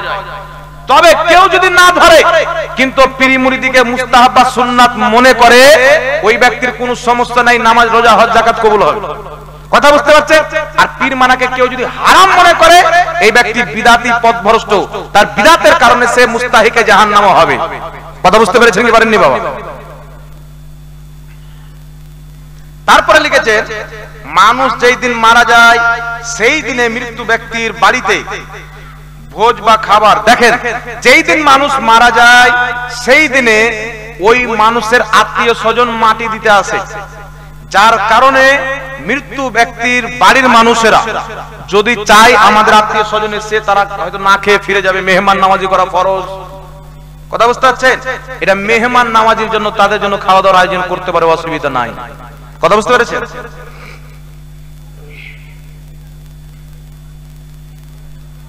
আসসালামু আলাইকুম। ওয়ালাইকুম আসসালাম ওয়া রাহমাতুল্লাহ। মাসলাকে আলা হযরত কেন বলা হয়? আমি এখন বললাম দেওবন্দীদের আকীদা শুনলেন, আল্লাহ মিথ্যা বলতে পারে, নবীর জ্ঞান চেয়ে শয়তানের জ্ঞান বেশি, নবীর পরে নবী আসতে পারে, উম্মতি আমল করে নবীর চেয়ে বড় হতে পারে, নবী মরে মাটির সাথে মিশে গেছে, নবীর সম্মান বড় ভাইয়ের মতো করতে হবে, নবীর মতন জ্ঞান পশু পাখিকে আছে। লামাযাবিদের আকীদা বললাম, নবী যেটা করেছেন ওটা শিরক, সাহাবা যেটা করেছেন ওটা শিরক। এই রকম হাজারো এদের জঘন্য আকীদা আজ থেকে 150 বছর পূর্বে ফোকাস পেয়েছে। কথা বুঝতে পারছেন না? জন্ম হয়েছে ওই সমাজে 1000 চাইতে বেশি কিতাব লিখে আলা হযরত এদের সকলকে ভুল প্রমাণ করে নবী মুস্তাফার দ্বীনকে মানুষের সামনে তুলে ধরেছেন। তো মাসলাকে আলা হযরত কি? আল্লাহ মিথ্যা বলতে পারে না, এটা হলো মাসলাকে আলা হযরত। মাসলাকে আলা হযরত কি? নবীর জ্ঞান আল্লাহর পরে সবচাইতে বেশি, এটা হলো মাসলাকে আলা হযরত। মাসলাকে আলা হযরত কি? নবী মরে মাটির সাথে মিশে যায়নি, নবী কবরে জিন্দা নবী, এটা মাসলাকে আলা হযরত। মাসলাকে আলা হযরত কি? নবীর সম্মান বড় ভাই নয়, মা বাপ সবার চাইতে বেশি, আল্লাহর সৃষ্টিতে সবচাইতে বেশি নবীকে মোহাব্বত করতে হবে, এটা হলো মাসলাকে আলা হযরত। জোরে বলুন সুবহানাল্লাহ। আল্লাহ নিরাকার, এটা মাসলাকে আলা হযরত। নবীর ওসিলা উম্মতের জন্য জায়েজ, এটা হলো মাসলাকে আলা হযরত। কিয়ামতের ময়দানে ওয়াহাবি বলেন নবী কিছু করতে পারবে না, আলা হযরত সাবিত করেছেন কিয়ামতের ময়দানে নবী বড় বড় পাপীকে শাফাত করে জান্নাতে নিয়ে যাবে। নবীর আকীদা যারা ওয়াহাবিরা মিটাচ্ছিল, আলা হযরত জিন্দা করেছেন, তখন থেকে মানুষ বলছেন মাসলাকে আলা হযরত। তখনকার সব উলামায়ে কেরাম একটা নারা দিলেন যে আমরা তো মুসলমান, আমরা আহলে সুন্নাত ওয়াল জামাত, আমরা বেরেলভি নই। তবে দেওবন্দি, ওয়াহাবি, কাদিয়ানি, খারজি এরাও নিজেকে আহলে সুন্নাত বলতে লাগলো, এরাও নিজেকে সুন্নি বলতে লাগলো। তো এদের থেকে আলাদা করার জন্য ওই জামানার উলামায়ে কেরাম আহলে সুন্নাত ওয়াল জামাতকে নাপাক থেকে আলাদা করার জন্য একটি নারা দিয়েছেন মাসলাকে আলা হযরত। কারণ তুমি আহলে সুন্নাত বলো, ওয়াহাবি আহলে সুন্নাত বলবে, তুমি সুন্নি বলো, সেও সুন্নি বলবে। কিন্তু যখন মাসলাকে আলা হযরত বলে দিবে, ওয়াহাবির চেহারা নাপাক হয়ে যাবে। কারণ মাসলাকে আলা হযরতই হচ্ছে মাসলাকে গাউসে আজম, মাসলাকে ইমামে আজম, মাসলাকে শহীদে আজম, মাসলাকে ফারুকে আজম, মাসলাকে সিদ্দিকে আকবর। আলা হযরতের মাসলাক হচ্ছে মুস্তাফার দাওয়া মাসলাক। জোরে বলুন সুবহানাল্লাহ, সুবহানাল্লাহ। সহিহ আকীদাকে মাসলাকে আলা হযরত বলা হয়। কথা বুঝতে পেরেছেন কি পারেননি বাবা? তাই এই সমস্ত আকীদা যারা বিশ্বাস করে নবী জিন্দা নবী, নবীর জ্ঞান শয়তান চাইতেও বেশি, নবী কবরে জীবিত নবী আছেন, নবী মুস্তাফার পরে কিয়ামত পর্যন্ত কোন নবী আসতে পারে না, অসম্ভব, নবীর সম্মান বড় ভাইয়ের মতো করতে হবে, এটা ভুল, নবীর সম্মান পিতামাতা সবার চাইতে বেশি করতে হবে, এই ধরনের যারা আকীদা রাখে তাদের মাসলাকের নাম হচ্ছে মাসলাকে আলা হযরত। সুবহানাল্লাহ। আপনি যদি বলেন নবী বড় ভাইয়ের মতন, তাহলে আপনি মাসলাকে আলা হযরত না লাগার অধিকার রাখেন না। আপনি যদি বলেন আল্লাহ মিথ্যা বলতে পারে, মাসলা আল হাদিস আপনার জন্য নয়। যারা নবী এবং সাহাবার দিনকে মানে, যারা গস কুতুব আবদালের দিনকে মানে, গরিব নওয়াজের দিনকে মানে, তারাই বলবে মাসলাকে আলা হযরত। জোরে বলেন সুবহানাল্লাহ। এই বিষয়ে 2-3 ঘন্টা আলোচনা করা যেতে পারে, কিন্তু এখানে অত টাইম নেই। মাসলাকে আলা হযরত মানিলে কি দয়া করে উত্তর দিবেন? এটা মানাটা বলে দিলাম। আরেকটি প্রশ্ন এসেছেন, হুজুর 5 ওয়াক্তের নামাজের কথা কোরআন শরীফে কোন সূরাতে বলা হয়েছে এবং আয়াতে নম্বরে একটু জানাবেন। দেখেন বাবা, আমি হাফিজ নই, কোরআন পাকের কোন আয়াতে 5 ওয়াক্তের নামাজের কথা বলা হয়েছে, কোথায় বলা হয়নি, আমি ওই আয়াত নাম্বার চাইবেন তো আমি দিতে পারবো না। কোরআন পাকে আল্লাহ বলেছেন ইকামিস সালাত, নামাজ কায়েম করো। কোরআন পাকে আল্লাহ বলেছেন মুমিনদের জন্য আমি নামাজ তার নির্ধারিত সময়ে ফরজ করেছি। কোরআন পাকে আল্লাহ বলেছেন ইন্নাস সালাতা তানহা আনিল ফাহশাই ওয়াল মুনকার, নিশ্চয় নামাজ বেহায়াই বুরাই থেকে বাঁচায়। এগুলো সব আয়াত বলে দেবো, আপনি বলুন আয়াতের নাম্বার দেন, তাহলে বক্তব্য দেওয়া হোক, ঘরে আসেন, মোবাইল থেকে বের করবো, নাম্বার দেবো। কথা বুঝতে পেরেছেন কি পারেন? নাম্বারটা মেন নয়, আসলে কি নাম্বারটা মেন নয়। হাদিসের নাম্বার যদি বলেন, আয়াত নাম্বার বলে, তো পরে হলো না। নবীর জামানের নাম্বার ছিল, কেউ একটা হাদিস দেখান তো আমাকে যে কোন সাহাবী হাদিসের নাম্বার দিয়ে কথা বলেছেন, আয়াতের নাম্বার দিয়ে কথা বলেন। এটা তো ওয়াহাবিদের দৃষ্টিতে দেখেন এটা তো বিদআত। কথা বুঝছেন? হাদিস নাম্বার বলাটা তো বিদআত, কিন্তু মানুষের জানার ক্ষেত্রে বলতে হয় যেন মানুষের ঈমান আমল রক্ষা পায়, হেফাজত পায়। তো কোরআন পাকে আল্লাহ নামাজ ফরজ করেছেন, আর 5 ওয়াক্তের নামাজ ফরজ, এটা যে বিশ্বাস করবে না ও কাফির ও মুরতাদ ও মুসলমান নয়। আল্লাহ বলেছেন ইকামিস সালাত, নামাজ কায়েম করো। কত ওয়াক্তের কায়েম করতে হবে? 5 ওয়াক্তের। হাদিস শরীফে আছে, বুখারীতে, মুসলিমে, তিরমিজিতে, এমন কোন হাদিসের কিতাব নাই যে কিতাবে 5 ওয়াক্তের নামাজের কথা নাই। কথা বুঝতে পারছেন কি? তারপরে চলে আসেন, কিছু শ্রেণীর লোক বেরিয়েছে বাবা, তারা বলতে চায় আল্লাহ নামাজ কায়েম করতে বলেছেন, পড়তে বলেন, নামাজ কায়েম করতে হবে। তো নামাজ আল্লাহ যদি বলতেন নামাজ পড়ো, তাহলে যে কোনো টাইমে পড়লেই হবে। কায়েম করা আল্লাহ কেন বললেন? আল্লাহ বললেন যে যেই নামাজ যেই টাইমে ফরজ করেছি ওই টাইমই পড়াকে বলা হয় নামাজ কায়েম করো। জোরে বলেন সুবহানাল্লাহ। কথা বুঝতে পেরেছেন?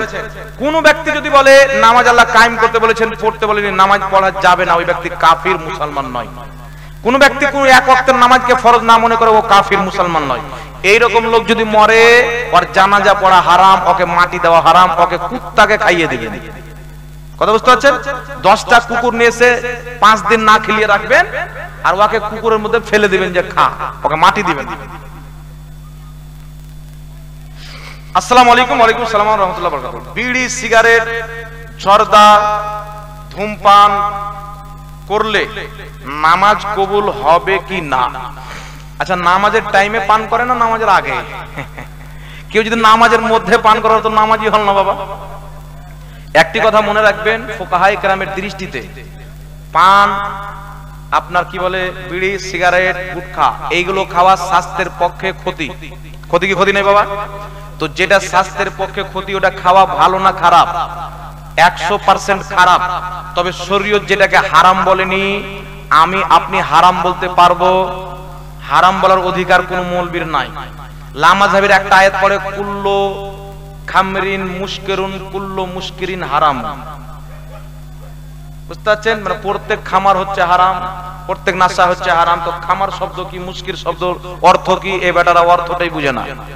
কথা বুঝতে পেরেছেন কি পারেননি বাবা? এরা দারুর সাথে সবকে তুলনা করে। একটা আর প্রশ্ন এসেছে আমার মোবাইলে, একটা গাধা মৌলবী বলেছে যে বিড়ি, সিগারেট, পান খায়, ও আপন মা, খালা, ফুফুর সাথে জিনা করে, বলে নাউজুবিল্লাহ। এসব হচ্ছে লামাযহাবী শয়তান। আবু জেহেলের মতন মুসলমান ওরাই বলেছে, ওইটা আমি বলি, ওরাই বলেছে আমরা আবু লাহাবের মতন, আবু জেহেলের মতন মুসলমান। এই আবু জেহেলের দল আর আবু লাহাবের দল এই কথা বলেছে। তবে বিরাদর ইসলাম, একটি কথা মনে রাখবেন, কুরআন পাকে দারুকে আল্লাহ হারাম করেছেন, পানকে হারাম করেছেন। দেখাও তো। কথা বুঝতে পারছেন করেন না? বিড়িকে হারাম করেছেন দেখান তো, সিগারেটকে হারাম করেছেন দেখান তো। আমরা মানুষকে নিষেধ করি, খেন না, এগুলা খারাপ জিনিস স্বাস্থ্যের পক্ষে। তো বলছে হুজুর স্বাস্থ্যের পক্ষে খারাপ মানি তো হারাম, আর স্বাস্থ্যের পক্ষে খারাপ হলেই যদি হারাম হয়ে যায়, তো রাত্রে দুধ চা খাওয়া আমাদের স্বাস্থ্যের জন্য খারাপ, আমরা খাই তো হারাম খাই, দুধ চা হারাম হয়ে যাবে? হ্যাঁ? আর তুমি যদি প্রত্যেক নাশা হারাম, অনেক লোকের ভাতের নাশা থাকে, থাকে কি থাকে না? অনেক লোকের চায়ের নাশা থাকে কি থাকে না? তার চাটাও কি হারাম হয়ে যাবে? তো বিষয় হচ্ছে হারাম হওয়ার জন্য কাতেই সুবুত লাগে। নাসে কাতাই থেকে যাকে স্পষ্ট ভাষায় আল্লাহ আল্লাহ রাসূল হারাম বলেনি, সেটাকে যে হারাম বলবে নিজের ঈমান হারাবে। কথা বুঝতে পারছেন? এর জন্য বিড়ি সিগারেট এগুলো খাবেন না, ক্ষতিকারক। কথা বুঝছেন? তবে এটা স্পষ্ট শরীয়তে হারাম নাই, এটাকে হারাম বলা যাবে না। আর যেই মৌলবি বলেছে বা কেউ যদি বলে যে বিড়ি খায় বা আপনার পান খায়, ওই ব্যক্তি মায়ের বা খালা বা ফুফুর সাথে জেনা করে, ওই মৌলবিকে জুতোর গলা মালাই দিতে হবে আর বাথরুমের ট্যাঙ্কিতে ভরে 2 ঘন্টা পর ওকে তুলতে হবে। এইটা আমার জন্য হলো শাস্তি। বুঝতে পেরেছেন? ও মাতাল মৌলবি, গাধা মৌলবি, ওর শরীয়ত সম্পর্কে জ্ঞান নাই, ও নকল করে। মানে ওর বাপ হারাম বলেছে তো ও হারাম বলে দিল। এটা নকল করলে চলবে না বাবা, পড়তে হবে। আলহামদুলিল্লাহ, পড়ে ফতোয়া দিতে হবে। আমরা যেখানে এসে 2 ঘন্টা 3 ঘন্টা বক্তব্য দিচ্ছি, অনেক লোক মনে করে জাহাঙ্গীর মৌলবি বলেছিল, এগুলো এত কিছু হবে না। কিন্তু রাত্রি কটা জেগে জেগে পড়তে হয় বাবা, জাহাঙ্গীর জানে আর আমি জানি, আপনারা তো জানেন না। বিনা পড়াতে যারা বক্তব্য দিবে, কি বক্তব্য দিবে জানেন? ও মা বোনেরা, খালা ফুফুরা, আব্বা জানেরা, এই খালি গেহে গেহে চলে গেল। বুঝতে পারলেন? তাহলে যারা আপনার কোরআন হাদিসের ওয়াজ করবে, মাসলা মাসাইল বয়ান করবে, ঈমান আকীদার কথা বলবে, তাদেরকে বাবা অনেক পড়াশোনা করতে হবে। আর আমি নিজের কথা বলছি, আমি পড়াশোনা খুব করি, চেষ্টা করি, অনেক জানার চেষ্টা করি। আমি জানলে তো মানুষকে জানাতে পারবো। আর আমার যদি কোনো সমস্যা হয়ে যায় বাবা, আমার যদি অনেক বড় বড় আলিম আছে, আপনারা নাম শুনে হবেন, মুফতি জুবের সাহেব কিবলা, মুফতি আলী হোসেন সাহেব কিবলা, মুফতি গোলাম সামদানি সাহেব কিবলা, তারপরে মুফতি আমজাদ হোসেন সিমদানি সাহেব কিবলা আমার বড় ভাই, আর একজন আছে মুফতি গুলজার সাহেব কিবলা আমার ভাই, আর একজন আছে মুফতি আব্দুল আজিজ কালিমি সাহেব কিবলা, মুফতি আবু বকর মিসবাই সাহেব কিবলা। এগুলো সব আমাদের আহলে সুন্নাতের একদম চাঁদ নক্ষত্র। বুঝতে পারছেন? ইনাদেরকে আমি অন্তর থেকে ভালোবাসি। আমার কোনো জিনিস প্রয়োজন পড়ে আমি ইনাদেরকে জিজ্ঞাসা করি। আপনারা হয়তো বিশ্বাস করবেন কি করবেন না, আপনাদের বীরভূমের একটা ছেলে আশরাফিয়াতে পড়ে, মাওলানা আশিকুর রহমান, নাম হয়তো আপনারা শুনে হবে না। আশরাফিয়াতে পড়েও আমি যদি কোনো মাসলার আমার প্রয়োজন পড়ে, আমি ওকেও জিজ্ঞাসা করি। ও পড়ে আর আমি মুফতি হয়ে গেছি, তবুও জিজ্ঞাসা করি। কারণ আমার এটা বিশ্বাস, আল্লাহ বলেছেন যেটা জানো না, যে জানে তার কাছে জেনে নাও। আমার বড় না, আমার ছোট, আমার দেখার পরোয়া নাই। আমি যেই বিষয়ে জ্ঞান রাখি না, আমি জানবো, জানার পরই তো মানুষকে জানাবো, না কি বলে? তাই তো যাই হোক বিরাদর ইসলাম, যিনারা খেতে বাকি আছেন তেনারা খেয়ে আসুন, আর যিনারা খেয়ে নিয়েছেন স্টেজে এসে বসুন। দয়া করে আপনারা স্টেজ খালি করেন না, আপনারা মেহেরবানি করে যিনারা খেয়েছেন তিনারা স্টেজে এসে বসুন। আচ্ছা বাদ দেন না, আপনারা যারা যাবেন চুপচাপ চলে যান, আর কেউ প্রশ্ন দিয়েন না। অনেকক্ষণ বলা হয়ে গেল, আমাদেরকে প্রত্যেক দিন বলতে হয় বাবা, 2 ঘন্টার বেশি কোথাও বক্তব্য দিই না। প্রত্যেক দিন বলতে হয়, পেট ব্যথা করে, গলা ব্যথা করে, ওষুধ খেয়ে আসছে। এখানে দেখেছে, এ দেখছেন হাজিপুরের আছে, নামটা আমি জানি, নাম কি? জসিমউদ্দিন। এদের সামনে আমি ওষুধ খেয়ে আসেন। আর কেউ কোনো প্রশ্ন লিখিয়েন না। হ্যাঁ, যাক, আশা করি এই মশলাটা পেয়েছেন। তবে বাবা, কেউ যদি চর্দা খেয়ে ভাগ ভাগ করে গুনাচ্ছে, নামাজ পড়তে চলে গেল, এটা কিন্তু জায়েজ নয়। কথা বুঝতে পারছেন কি পারেন না বাবা? বুঝতে পারছেন? তাই কোন ব্যক্তি কোন টাইমে খেয়েছে, নামাজ পড়তে গেল, তখন জ্বর গন্ধ নাই, খাইনি, কিছু নাই মুখে, ভালোভাবে পরিষ্কার পাক পবিত্র হয়ে নামাজ পড়তে গেছে, তো নামাজ আলাদা জায়গায় পড়েছে, নামাজ হবে। এখানে আরেকটা প্রশ্ন করেছেন, আজান কি এটা? এদিকে একটু দেখিয়েন। আজান সহি শুদ্ধ ভাবে না দেওয়া হইলে সেই আজান শুনে নামাজ হবে কি?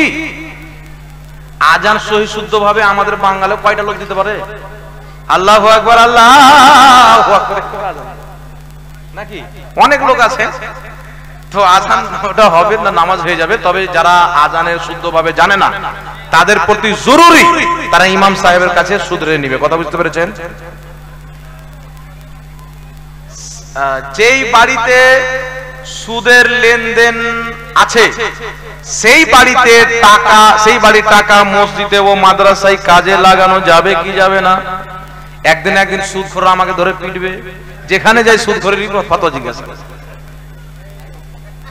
তো সুদখোরের যদি দ্বিতীয় কোনো হালাল ইনকাম না থাকে, শুধু সুদই খায়, আপনি জানছেন টাকা দিলে সুদের টাকা দিবে, তাহলে ওর টাকা নেওয়া হারাম, ওর বাড়িতে খাওয়া হারাম।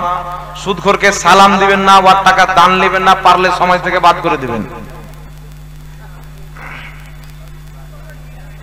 পীর সাহেবের পা ছুঁয়ে হাত দিয়ে মুখমণ্ডলী বুলানো, পা দিয়ে চুমুন দিয়ে যদি করে, কোনো সমস্যা নাই, কদম বসি করা জায়েজ, আমি আপনাদেরকে বলে দেব। আল্লাহর ওলিগণের কবরে জীবিত আছেন কি? যে অবশ্যই আল্লাহর ওলিরা নিজের কবরে জীবিত। কেমন জীবিত? তিরমিজি শরীফের মধ্যে বিশুদ্ধ হাদিস, আলবানী পর্যন্ত হাদিসটিকে বিশুদ্ধ বলেছেন। একজন সাহাবী একটি জায়গাতে তাবু খাটালেন। তাবু মানে জানেন তো? তাবু খাটালেন তো দেখছে মাটির ভিতর থেকে আওয়াজ আসছে সূরা মুলুক তেলাওয়াতের। মানে ওখানে কবর আছে আর কবরের মধ্যেকার ব্যক্তি সূরা মুলুক তেলাওয়াত করছে। পুরোটা শুনে নবীর কাছে গিয়ে বলছেন, ইয়া রাসূলুল্লাহ, আমি জানি না এখানে কবর আছে, তাবু খাটালাম, কবরের মধ্য থেকে সূরা মুলুকের তেলাওয়াতের আওয়াজ আসছে। নবী পাক সাল্লাল্লাহু আলাইহি সাল্লাম বললেন, কি বললেন? নবী পাক বললেন, যারা সূরা মুলুক বেশি করে তেলাওয়াত করে তাদের আযাব আল্লাহ উঠিয়ে নেয়। জোরে বলুন সুবহানাল্লাহ। সুবহানাল্লাহ। তো কার কবর ছিল? আল্লাহর নেক বান্দার কবর ছিল, সে নিজের কবরে নামাজ পড়তেন। তারপরে চলে আসেন হাকিম আল মুস্তাদরাক আলা সহিহাইনের মধ্যে হাদিস, মা ফাতিমা রাদিয়াল্লাহু তাআলা আনহা নিজের দাদা হযরতে আমির হামজা রাদিয়াল্লাহু তাআলা আনহু কবর জিয়ারত করতে গিয়ে সালাম দিলেন, তো কবরের মধ্য থেকে ডাইরেক্ট আওয়াজ আসলো, উত্তর আসলো। বলেন সুবহানাল্লাহ। সুবহানাল্লাহ। এরকম অসংখ্য হাদিসকে একত্রিত করে ইমাম জালালউদ্দিন সিউতি শারহু সুদুরের মধ্যে লিখছেন, যারা আল্লাহর ওলি তারা নিজের কবরে জীবিত, তাদেরকে আল্লাহর পক্ষ থেকে তাদের কবরে কুরআন দেয়, তারা কবরে কুরআন তেলাওয়াত করে। জোরে বলেন সুবহানাল্লাহ। সুবহানাল্লাহ। এরকম অসংখ্য দলিল আছেন। আল্লাহ ওয়ালারা ইন্তেকালের পরে তাদের রূহ অন্য রূহের সঙ্গেও সাক্ষাৎ করে, এরকম অনেক হাদিস রয়েছে। এটা তো হয়ে গেল।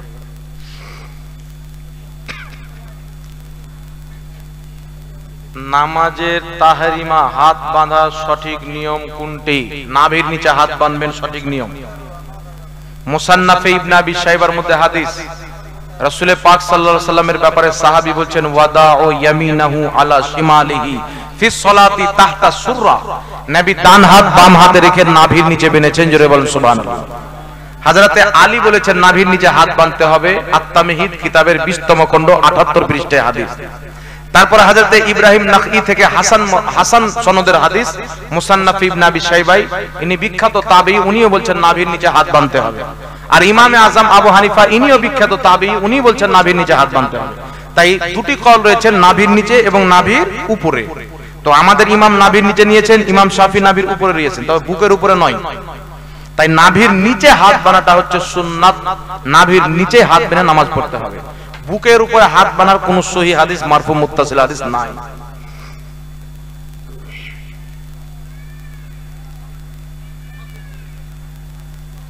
এর মধ্যে কোনটি সঠিক? নাভির নিচেটা বাঁধবে। নামাজের পরে হাত তুলে দোয়া করা যাবে না বলা কিছু শ্রেণীর মানুষ। কোন ব্যক্তি যদি বলে নাভির নিচে নামাজের পরে হাত তুলে দোয়া করা যাবে না, এ হচ্ছে নিকৃষ্ট বিদাতি ও জাহান্নামী। কারণ নবী পাক সাল্লাল্লাহু আলাইহি সাল্লাম থেকে একাধিক হাদিস বর্ণিত আছে, আল্লাহর নবী ফরজ নামাজের পরে হাত তুলে মুক্তাদের দিকে চেহারা করে দোয়া করেছেন। আর নবী হাত তুলে দোয়া করবেন আর সাহাবীরা বসে থাকবেন না, কি বলেন? সাহাবীরাও হাত তুলে দোয়া করেছেন, এটাই হচ্ছে স্বাভাবিক। তো নবী পাক সাল্লাল্লাহু আলাইহি সাল্লাম, আর খাস করে যারা বলে ফরজ নামাজের পরে হাত তুলে দোয়া করা যাবে না, তাদের বড় বাপ আব্দুর রহমান মুবারকপুরি নিজের কিতাব তোহফাতুল আহওয়াজের মধ্যে নবী পাকের একটি সহিহ হাদিস উল্লেখ করেছেন যে আল্লাহর নবী ফরজ নামাজের পরে দুই হাত তুলে দোয়া করেছেন। এই জন্য মুবারকপুরি বলছেন যে আহলে হাদিসদের অনেক মৌলবী বলেছেন ফরজ নামাজের পরে হাত তুলে দোয়া করা যায়। যদি কোনো আহলে হাদিস বাপের বেটা থাকে, ফরজ নামাজের পরে হাত তুলে দোয়া করার নবী করেছেন, এটা আমি প্রমাণ করব। আর সে যদি প্রমাণ করে নবী করেননি, আমি সারা জিন্দেগি তার গোলামি করতে লাগিয়ে দেব। এরকম কোন ব্যক্তি যদি থাকে, তো আপনাদের কোন বাবা আছে একটু রেডি করেন দেখি। অনলাইনে বসলে অনলাইনে বসবো। কোন আহলে হাদিস যদি মায়ের দুধ পান করে থাকে, আমার সাথে বসুক, আমি প্রমাণ করব ফরজ নামাজের পরে হাত তুলে দোয়া করা যায়, নবী করেছে। তারপরে সম্মিলিত দোয়ার কথা, আহলে হাদিসদের সবচাইতে বড় ইমাম ইবনে তাইমিয়ার ছাত্র ইমাম ইবনে কাসির নিজের কিতাব আল বিদায়া ওয়ান নিহার মধ্যে সনদ সহ হাদিস লিখেছেন। হযরতে আলা বিন হাজরামি বিখ্যাত সাহাবী, তিনি ফজরের সালাম ফিরালেন, ফজরের ফরজ নামাজে সালাম ফিরিয়ে দুই হাত তুলে দোয়া করতে লাগলেন। পিছনে যত সাহাবী মুক্তাদি ছিলেন তারা হাত তুলে আমিন আমিন করতে লাগলেন। সবাই মিলে একসাথে দোয়া করলেন। ইমাম সাহেব দোয়া করছেন, আলা বিন হাজরামি, বাকি সমস্ত সাহাবী হাত তুলে আমিন আমিন করতেছেন। এত লম্বা দোয়া করলেন যে সূর্য বেরিয়ে চলে আসলো। তো সাহাবা সম্মিলিত দোয়া করেছেন, নবী হাত তুলে দোয়া করেছেন। রাসূল পাক বলেছেন, যেই ইমাম ফরজ নামাজের পরে দোয়া করলো আর মুক্তাদিকে বাদ দিয়ে দোয়া করলো, ওই ইমাম খায়ানতি করলো, চিটারি করলো। সবাইকে নিয়ে দোয়া করতে হবে। কথা বুঝতে পারছেন কি পারেন না? আরেকটি হাদিস মুজামুল কাবির লিত তাবরানির মধ্যে হাদিস, যে হাদিসকে ইমাম হাইসামি মাজমুউজ জাওয়াইদে সহিহ বলেছেন। রাসূল পাক বলছেন যেখানে মুসলমান সম্মিলিতভাবে একত্রিত হয়ে সবাই মিলে দোয়া করে, একজন দোয়া করবে বাকি সবাই আমিন বলবে, আল্লাহর প্রতি ওয়াজিব হয়ে যায় তারা যা চাইবে তা দেওয়া, অর্থাৎ আল্লাহ জরুর তাদের দোয়াকে কবুল করবে। জোরে বলুন সুবহানাল্লাহ। সুবহানাল্লাহ। তো নবী বলেছেন যেখানে মুসলমান সম্মিলিতভাবে দোয়া করবে, তো ফরজে আমরা সম্মিলিত হই কি হই না, জানাজাতে একত্রিত হই কি হই না, তাই মুসলমান যেখানে একত্রিত হবে তাদের জন্য হাত তুলে দোয়া করা, একজন দোয়া করবে বাকি সবাই আমিন বলবে, আমার নবী জায়েজ করেছেন। আমার নবী কোনো বস্তুর সঙ্গে, কোনো টাইমের সঙ্গে, কোনো জায়গার সঙ্গে নির্ধারিত করেননি, যেখানে মুসলমান জমা হবে। কেউ যদি নিষেধ করে তার উপরে ফতোয়া কি? হযরতে আনাস বলছেন আমি আর নবী একটি মসজিদের দিকে গেলাম, তো তারা সবাই মিলে হাত তুলে দোয়া করছেন, একজন দোয়া করছে বাকি সবাই আমিন বলছেন। দয়ান নবী বলছেন আনাস আমি যা দেখছি তুমি কি দেখতে পাচ্ছ? হযরত আনাস বলছেন হুজুর কি দেখছেন? তো রাসূল পাক বলছেন আমি তাদের হাতে নূর দেখতে পাচ্ছি। হযরত আনাস বলছেন হুজুর আপনি দোয়া করেন যেন আমিও সেই নূর দেখতে পাই। আমার নবী দোয়া করেন, আনাস বলছেন আমিও নূর দেখতে পেলাম। রাসূল পাক বলেন আনাস চলো আমরা সবাই তাদের দোয়াতে শামিল হয়ে যাই। হযরতে আনাস এবং আমাদের রাসূল দুইজন শামিল হয়ে তিনারাও হাত তুলে আমিন আমিন করলেন। জোরে বলেন সুবহানাল্লাহ। এটা সহিহ সনদের হাদিস। তাই যেখানে সম্মিলিত দোয়া হবে, ফরজ নামাজের পর হোক, জানাজার নামাজের পর হোক, জালসাতে হোক, কোনো নতুন দোকানে হোক, সম্মিলিতভাবে দোয়া করবে, ওই দোয়াতে শামিল হয়ে যান, কোনো কাজ থাকলে ছেড়ে দেন। আর যদি কোনো ব্যক্তি বিদআত মনে করে চলে যায়, এর নবীর সুন্নাতকে বিদআত মনে করার কারণে এ হচ্ছে জাহান্নামী বিদআতি, এই হলো অরিজিনাল বিদআতি। তো এইগুলো সব মূর্খতা, জাহিল মূর্খদের কথা, যে ফরজ নামাজের পর হাত তুলে দোয়া করা যাবে না, সম্মিলিত দোয়া করা বিদআত, এই সবাই হচ্ছে জাহিল। আমার নবী থেকে কয়েকটি হাদিস রয়েছেন, 8টি 10টি হাদিস যে নবী ফরজ নামাজের পর হাত তুলে দোয়া করেছেন। তাহলে আমার নবী কি বিদআত করেছেন? তাহলে আপনি বলেন যে কাজ নবী করেছেন, লামাযহাবী বলছেন ওই কাজ বিদআত, মানে নবীদের ফতোয়া অনুযায়ী আমার নবী বিদআত করেছেন, আমার নবী শিরক করেছেন। তাহলে এরা মুসলমান না ইহুদির বাচ্চা? আপনারা বলেন। খ্রিস্টান পর্যন্ত এদের চাইতে ভালো, এরা মুসলিম লেবাসে আবু জেহেল চাইতো মারাত্মক ডেঞ্জার বেঈমান, মানুষের ঈমান নষ্ট করে, এদের থেকে নিজের ঈমানকে বাঁচিয়ে রাখে। নামাজের পরে এটা তো হয়ে গেছে।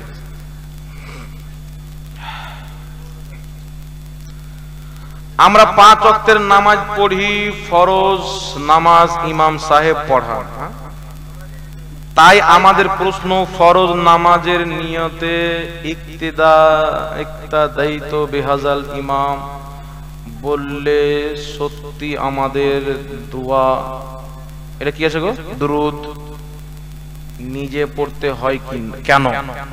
মানে আমরা কি নিয়ত করি ইক্তেদাইত বিহাজাল ইমাম, মানে আমাদের ভারী ইমামকে দিয়ে দিলাম আর পিছে আমি ইক্তেদা করলাম, তো আমাদেরকে দোয়া দুরূদ পড়তে কেন হয়? নবী পাকের পিছনে সাহাবা পড়েছেন তাই আমরাকে পড়তে হয়। রাসূল পাক বলেছেন আমাকে যেমন নামাজ পড়তে দেখছো তোমরাও তেমন ভাবে নামাজ পড়ো। রাসূল পাক সাল্লাল্লাহু আলাইহি ওয়াসাল্লাম হুকুম দিয়েছেন, সাহাবায়ে কেরাম পড়েছেন, নবীও নামাজ পড়েছেন, তো নবী পাক হোক সাহাবা হোক, সাহাবা নবীর পিছনে নামাজ পড়েছেন, আবু বকর পিছনেও সাহাবা নামাজ পড়েছেন, আর অন্যান্য সাহাবার পিছনে নামাজ পড়েছেন। আমার নবী সাহাবা যে তরিকা দিয়েছেন, ইমামের পিছনে আল্লাহু আকবার বলতে হবে, ইমাম যখন বলে সামি আল্লাহু লিমান হামিদা রব্বানা লাকাল হামদ বলতে হবে, সুবহান রাব্বিয়াল আলা সুবহান রাব্বিয়াল আযীম রুকু সাজদাতে বলতে হবে। যেইগুলো বলতে হবে আমার নবী বলেছেন তাই বলতে হবে, আর যেইগুলো বলতে হবে না নবী নিষেধ করেছেন তাই বলতে হবে। যেমন ইমামের পিছনে সূরা ফাতিহা বলতে হবে না, কোনো কেরাত করতে হবে না। আপনি বলবেন তাহলে আল্লাহু আকবার কেন বলি, সুবহান রাব্বিয়াল আলা কেন বলি? ভাই এগুলো নবী বলতে বলেছেন তাই বলি, ফাতিহা পড়তে নবী নিষেধ করেছেন তাই পড়তে হবে না। কি করে নিষেধ করেছেন? বুখারীর হাদিস, রাসূল পাক বলেছেন যে সূরা ফাতিহা পড়লো না তার নামাজ হলো না। তাহলে আমরা ইমামের পিছনে সূরা ফাতিহা পড়ি না, আমাদের নামাজ হয় না? এই হাদিস থেকে তো এটাই বুঝায়। তবে একটা কথা মনে রাখবেন, আমার নবীর পৃথিবীতে এমন কোন হাদিস নাই যেই ব্যক্তি ইমামের পিছনে সূরা ফাতিহা পড়লো না তার নামাজ হলো না। বোকা যেমন বুঝে ভাটিবেলা, ওয়াহাবি বুঝবে মরার পর। কথা বুঝছেন? রাসূল বলছেন বুখারীর হাদিস, যেই ব্যক্তি সূরা ফাতিহা পড়লো না তার নামাজ হলো না। আবার রাসূল পাক বলেন ইবনে মাজাহ শরীফের সহিহ হাদিস, রাসূল পাক বলেন ইন্নামা জুইলাল ইমামু লিয়ুতাম্মা বিহি ফাইদা কাব্বারা ফাকাব্বিরু ফাইদা কারাআ ফানসিতু। রাসূল বলেন ইমাম এই জন্য নিযুক্ত করা হয় যে তুমি ইমামের অনুসরণ করবে। ফাইদা কাব্বারা, ইমাম যখন তাকবীর বলবে, ফাকাব্বিরু তুমিও তাকবীর বলো। ফাইদা কারা, ইমাম যখন কিরাত আরম্ভ করবে আলহামদুলিল্লাহি রাব্বিল আলামিন, নবী বলছেন ফানসিতু, তখন তুমি চুপচাপ হয়ে যাও, জোরে বল সুবহানাল্লাহ। তাহলে এক হাদিসে নবী বলছেন যে সূরা ফাতিহা পড়লো না তার নামাজ হলো না, আর এক হাদিসে নবী বলছেন ইমামের পিছনে পড়তে হবে না। আমরা আহলে সুন্নাত ওয়াল জামাত নবীর দুটো হাদিসকে মানি। একা একই যখন পড়ি সূরা ফাতিহা না পড়লে নামাজ হবে না, ইমামের পিছনে পড়ি তখন চুপ থাকি, আমরা নবীর দুটোই হাদিস মানি, জোরে বল সুবহানাল্লাহ। আর নামদারি আহলে হাদিস একটা হাদিস মানে একটা বাদ দেয়, এরা আহলে হাদিস নয়, আহলে কবিস, চোর ইমান চোর। কথা বুঝতে পেরেছেন? তিরমিজি শরীফের মধ্যে সহিহ হাদিস, যে হাদিসকে ইমাম তিরমিজি সহিহ বলেছেন, যে হাদিসকে আলবানী সহিহ বলেছেন, বিশ্ববিখ্যাত সাহাবী জাবির রাদিয়াল্লাহু তাআলা আনহু বলছেন, যেই ব্যক্তি সূরা ফাতিহা পড়লো না তার নামাজ হলো না, ইল্লা আইয়াকুনা ওয়া রাআল ইমাম, কিন্তু ইমামের পিছনে পড়তে হবে না, জোরে বল সুবহানাল্লাহ। তাই একা একই যে সূরা ফাতিহা পড়বে না তার নামাজ হবে না, ইমামের পিছনে থাকলে পড়তে হবে না। ইমামের পিছনে সূরা ফাতিহা পড়া অবৈধ, পড়া যাবে না। কথা বুঝতে পারছেন?